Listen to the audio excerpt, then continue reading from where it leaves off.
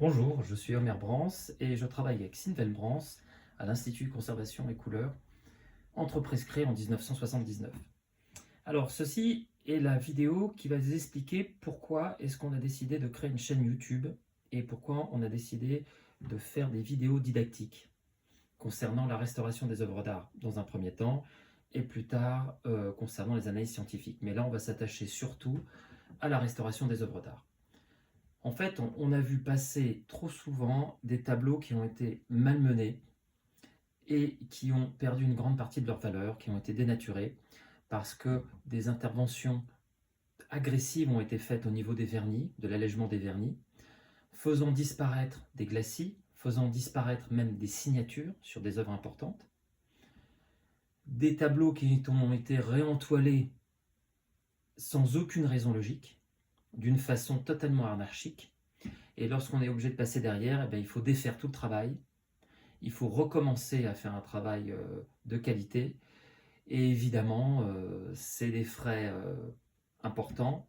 Ça altère aussi l'œuvre, qu'elle soit passée à travers des mains non expertes qui ont, par leur intervention de restauration, abîmé l'œuvre.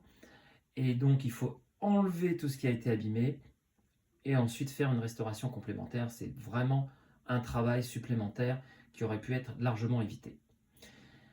Donc il n'y a pas que l'allègement du vernis, il n'y a pas uniquement le rentoilage, il y a plein d'autres interventions au niveau de la retouche, au niveau des mastiques qui sont très importantes et pour lesquelles il faut absolument avoir une technique respectueuse de l'œuvre et le plus souvent une technique réversible.